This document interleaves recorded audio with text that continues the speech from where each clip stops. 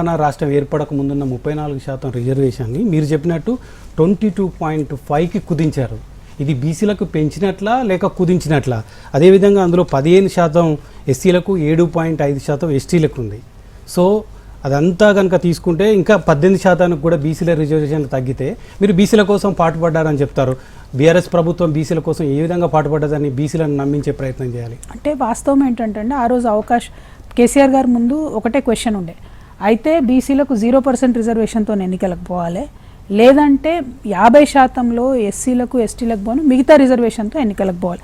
ఎందుకంటే 50% దాటేటటువంటి పరిస్థితి ఆనాడు లేకుండే, ఏ ఒక్క కోర్టు తీర్పు లేకుండే, ఏ ఒక్క పార్లమెంట్ చట్టం లేకుండే. ఎప్పుడైతే తెలంగాణ సర్పంచ్ల ఎన్నికలు అయిపోయినాయో ఆ తర్వాత మోదీ గారు ఈడబ్ల్యూఎస్ రిజర్వేషన్ బిల్ పాస్ చేశారు కేంద్రంలో. చేస్తూ ఏం చెప్పారు, EWS reservation 10% will not attract the 50% liability in any state అని చెప్పారు. దాంతో ఇవాళ కూడా మన తెలంగాణ రాష్ట్రంలో మనం 50% మించి రిజర్వేషన్ ఇస్తున్నాం. సో ఇప్పుడు మనకు ఒక చారిత్రాత్మకమైనటువంటి అవకాశం బీసీలకు కానీ, రాజకీయ నాయకులకు కానీ, బీసీల పట్ల కమిట్మెంట్ ఉండేటటువంటి పొలిటికల్ పార్టీస్ కానీ ఇప్పుడు వచ్చిన అవకాశం ఏంటంటే 50% క్యాప్ పోయింది. మన రాష్ట్రంలో మనకెంత జనాభా ఉంటే అంత ఇచ్చేటటువంటి అవకాశం ఉంది. సో 50% క్యాప్ ఎత్తేయడంతో పాటు ఇంకొక 3 అంశాలు చెప్తారు అప్పుడు ఇందిరా సహాని కేసులో కానీ అనేక అంశాల్లో. ఒకటి, బీసీల కులగణన జరగాలి, అది ఇప్పుడు జరిగింది, సరే తప్పుల తడక ఉందంటున్నాం కానీ జరిగింది. రెండవది, డెడికేటెడ్ కమిషన్ వేయాలి, అది జరిగింది. డెడికేటెడ్ కమిషన్ వేసిన తర్వాత బీసీల జనాభా దామాషా ప్రకారం బీసీల రిప్రజెంటేషన్ అంటే ప్రజాప్రతినిధుల్లో వాళ్ళ యొక్క భాగస్వామ్యం లేదు అనేటటువంటి అంశం ఎస్టాబ్లిష్ అయ్యాయి.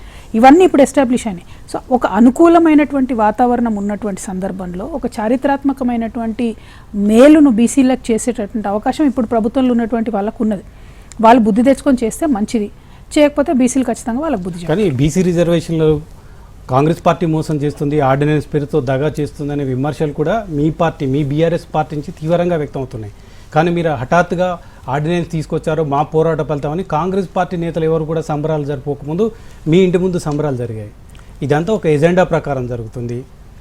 అదృశ్య శక్తి ఉంది కవిత కనుక బీసీల ఉద్యమం పేరుతోని కాంగ్రెస్ ఎజెండాను అమలు చేస్తుందన్న విమర్శలకు ఏం సమాధానం చెప్తారు? అంటే ఇప్పుడు ఒకటండి, నేను జైలుకి వెళ్ళకముందు, మీరు ఇందాక మెన్షన్ చేశారు, నేను జైలుకి వెళ్ళకముందు 2000 కేసీఆర్ గారు అధికారం కోల్పోయిన తర్వాత జనవరి 4వ తారీఖు నాడు బీసీ ఉద్యమం ప్రారంభించాం. దానికన్నా ఒక 6 నెలల ముందే యునైటెడ్ పూలే ఫ్రంట్ ఫామ్ చేయాలని అల్లం నారాయణ గారిని, ఆర్ కృష్ణయ్య గారిని, ఇప్పుడు వక్లాభరణం కృష్ణమూర్తి గారిని, పెద్దలు గౌరవనీయులు సాహిత్య అకాడమీ చైర్మన్గా ఉండే జూలీర్ గౌరీశంకర్ గారు, వాళ్ళందరినీ పిలిచి ఒక సమావేశం పెట్టి మీకు 2023 ఆగస్టులోనే మీకు టీవీలలో కూడా ఫుటేజ్ ఉంటుంది, అందరం కలిసి ఒక యునైటెడ్ పూలే ఫ్రంట్ పెట్టాలి, మన సౌత్ ఇండియా నుంచి ఒక స్ట్రాంగ్ బీసీ వాయిస్ ఢిల్లీలో వినిపించాలి అనేటటువంటి ఒక ఉద్దేశంతో ఏది ఈడబ్ల్యూఎస్ క్యాప్ ఎత్తేసారు. నా ఆలోచన అంటే లాంగ్ టర్మ్ గోల్ నేను మీకు చెప్తున్నా, దేశవ్యాప్తంగా అట్లీస్ట్ ఎమ్మెల్యేలు ఎంపీలలో 27% బీసీలకు రిజర్వేషన్ రావాలండి. రాష్ట్రాలలో రాష్ట్రాల జనాభా ప్రకారం బీసీలు ఎంత ఉంటే అంత రిజర్వేషన్ రావాలి, ఇది నా అల్టిమేట్ గోల్. దానిలో భాగంగా ఇవాళ రాష్ట్రంలో మనం ఉద్యమం స్టార్ట్ చేసినటువంటి సందర్భంలో ఏంటి పరిస్థితి, మనకి ఇప్పుడు ఇక్కడ ఉండేటటువంటి పాపులేషన్ కేసీఆర్ గారు చెప్పింది 52%, ఇప్పుడున్న గవర్నమెంట్ చెప్తున్నటువంటిది 46%. Only Hindu BC, Muslim BC 10%, అంటే ఇద్దరు కలిపి యాక్చువల్లీ 56% ఇవ్వాలి.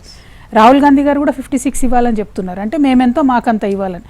కానీ రేవంత్ రెడ్డి గారిది సపరేట్ రాజ్యాంగం నడుస్తుంది ఈ రాష్ట్రంలో, అందుకని ఆయన 56% ఉన్న బీసీలకు కేవలం 42% ఇస్తున్నాడు. సరే ఏదో ఒక ముందడుగు పడనిలే అని చెప్పి బీసీ నాయకులందరూ కూడా యాక్సెప్ట్ చేసినాం. అదే కోవలో ఉద్యమం చేస్తున్నటువంటి తెలంగాణ జాగృతి కానీ, యునైటెడ్ పూలే ఫ్రంట్ కానీ మేము కూడా యాక్సెప్ట్ చేసి సరే ఒక ముందడుగు పడని, ఫస్ట్ బిల్ అయితే పాస్ కానీ అని చెప్పి ముందుకు పోయినాం. బిల్లు పెట్టినాడు, బీఆర్ఎస్ సపోర్ట్ చేసింది, బీజేపీ సపోర్ట్ చేసింది, ఎంఐఎం సపోర్ట్ చేసింది, అందరు సపోర్ట్ చేసింది. కవిత ఒక్కతే చేయలేదు కదా. సో కవిత ఒక్కదానికే సీక్రెట్ ఎజెండా ఏముంటుంది, 42% బిల్లు పాస్ కావాలని చెప్పి అన్ని పార్టీలు అడిగినప్పుడు నేను అడిగింది తప్పెట్లయితుంది? 1, 2 42% బిల్లు పాస్ చేసి ఇది రాష్ట్రపతి గారి దగ్గర ఉన్నది, ఒత్తిడి దేవాలే, అఖిలపక్షం తీసుకెళ్లాలని అందరికన్నా ఎక్కువ ప్రశ్నించింది నేను. ఆ ప్రశ్నించే క్రమంలో నేనేం చేశాను, తెలంగాణ జాగృతి నుండి మీరు అది డిలే అవుతుంది, రాష్ట్రపతి నుండి అసెంట్ రావడం డిలే అవుతుంది, కాబట్టి రాజ్యాంగం మనకు ఒక అవకాశం ఇచ్చింది. ఏంటిది, లోకల్ బాడీ ఎలక్షన్స్ రాష్ట్ర ప్రభుత్వం డిక్లేర్ చేసుకోవచ్చు, దానికోసం మీరు సపరేట్గా ఆర్డినెన్స్ తేవచ్చు. ఇక్కడ ఒకటండి, గవర్నమెంట్ ఆర్డర్ తెస్తే ఏమవుతుందంటే ఎవరో ఒకరు కోర్టుకు పోయే అవకాశం ఉంటుంది. Ordinance cannot be challenged in courts for at least 6 months. Ordinance అంటే అదొక ప్రత్యేకమైనటువంటి ఎమర్జెన్సీలో ఇచ్చేటటువంటి. ఇక్కడ ఎమర్జెన్సీ ఏముంది, సెప్టెంబర్ 30 లోపల ఎన్నికలు పెట్టాలని హైకోర్టు ఒక పక్క చెప్తా ఉంది.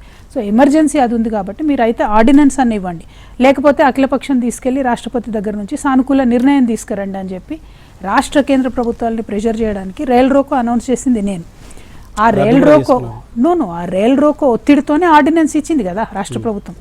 ఆర్డినెన్స్ ఇచ్చినాక మేమేం చేసినాం, డెఫినెట్గా సంబరాలు చేసుకుంటాం.